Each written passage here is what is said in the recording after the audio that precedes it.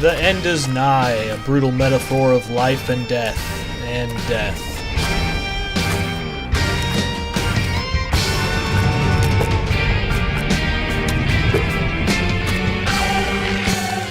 A spiritual successor of sorts to Super Meat Boy, The End is Nigh takes everything great about the original game and dials it up to 11. Think Dark Souls to Bloodborne. Gone is the slippery, wall-sliding antics of Meat Boy, and in its place, a tighter-feeling platformer with a ledge-hang mechanic that sets up for some unique and puzzling level design that just wouldn't have worked in Super Meat Boy. However, that's not the only way The End is Nigh differentiates itself from its stellar brother. The largest departure from Meat Boy's level-to-level system that many platformers follow is now replaced by this brand new interconnected platforming world, where each edge of the screen acts as a checkpoint. While this doesn't sound like much on paper, it's actually a game changer here.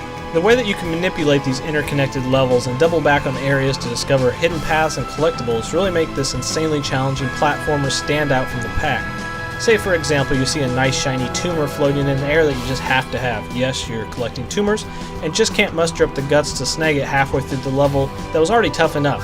Just cross to the other side of the screen, get to the checkpoint, and then double back to then tackle that same level in reverse, and possibly more easily get things you missed the first time through, or discover new routes altogether. This also applies vertically as well, with higher levels opening up unique approaches to lower areas below. This really gives the game a more open-ended adventure feel that rewards your meticulous exploration.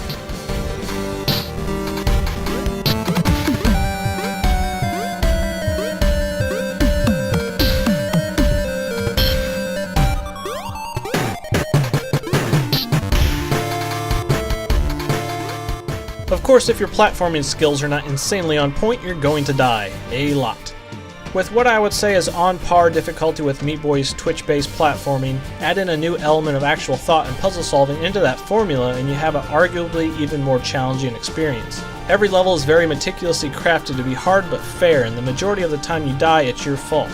Except for in a few minor instances where the drop off the ledge mechanic doesn't seem to work roughly 1% of the time when you really need it to, which can yield some very undeserved deaths. Another slight annoyance were the acidic water levels. You know that feeling in almost every platformer ever, where as soon as the water level starts you just can't wait for it to be over so you can get back to normal gameplay? Well, the same very much exists here, with the water level's slight loss of control and incredibly precise timing just make me all the more eager to power through them and get back to the stellar traditional platforming levels.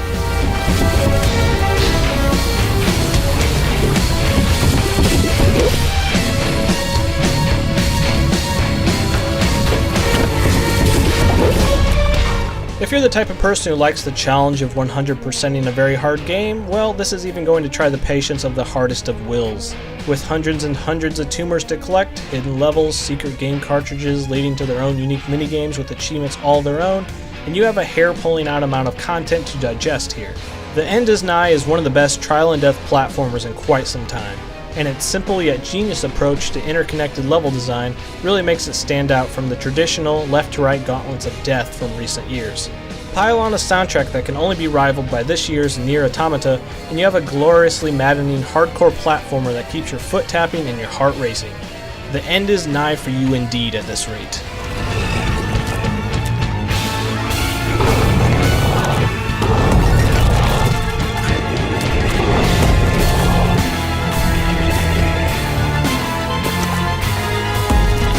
This has been Deadite from Boomstick Gaming, and remember, shop smart.